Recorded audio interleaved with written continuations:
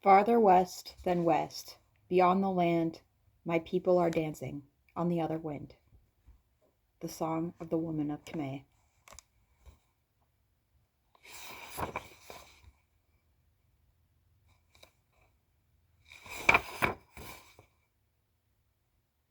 The Other Wind by Ursula LeGuinn. Chapter 1. Mending the Green Pitcher. Sails, long and white as swan's wings, carried the ship Far Flyer through summer air down the bay from the armed cliffs toward Gaunt Port. She glided into the still water landward of the jetty, so sure and graceful a creature of the wind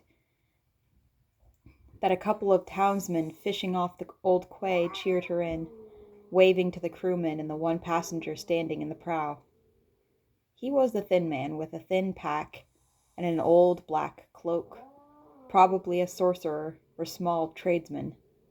Nobody important. The two fishermen watched the bustle on the dock and the ship's deck as she made ready to unload her cargo, and only glanced at the passenger with a bit of curiosity when, as he left the ship, one of the sailors made a gesture behind his back, thumb and first and last finger on the left hand all pointed at him. "May you never come back." He hesitated on the pier, shouldered his pack, and set off into the streets of Gaunt Port. They were busy streets, and he got at once into the fish market, a brawl with hawkers and hagglers, paving stones glittering with fish scales and brine. If he had a way, he soon lost it among the carts and stalls and crowds and the cold stares of dead fish. A tall old woman turned from the stall where she had been insulting the freshness of the herring and the veracity of the fishwife. Seeing her glaring at him, the stranger said unwisely, "Would you have the kindness to tell me the way I should go for Rialbi?"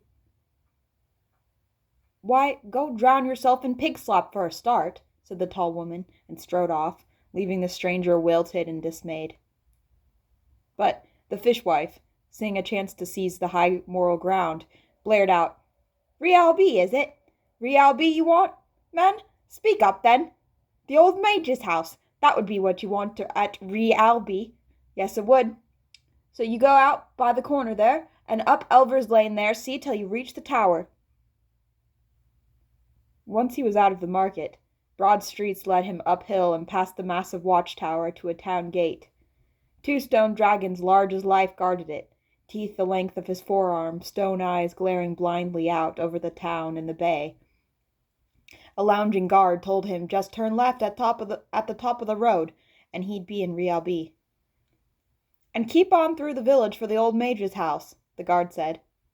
So he went trudging up the road, which was pretty steep, looking up as he went to the steeper slopes and far peak of Gaunt Mountain that overhung its island like a cloud.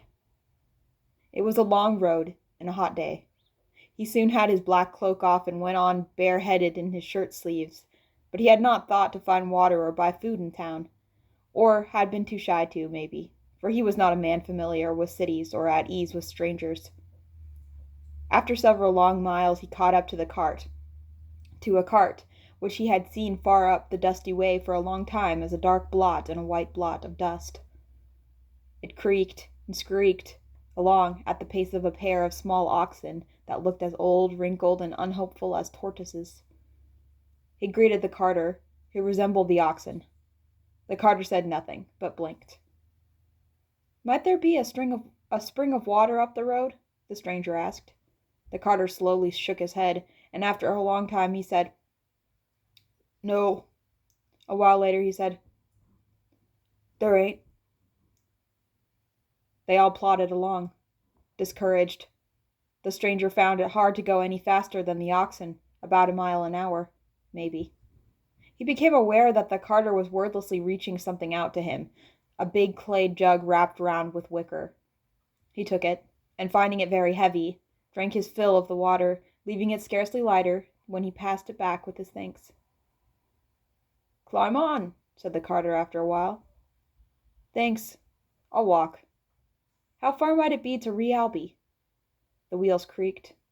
The oxen heaved deep sighs, first one, then the other. Their dusty hides smelled sweet in the hot sunlight. "10 mile," the carter said. He thought, and said, "Or 12. After a while he said, "No less."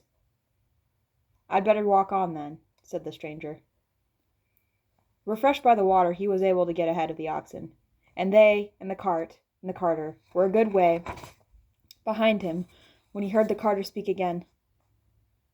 Going to the old mage's house?" he said. If it was a question, it seemed to need no answer. The traveler walked on. When he started up the road, it had still lain in the vast shadow of the mountain, but when he turned left to the little village he took to be Realby, the sun was blazing in the western sky, and under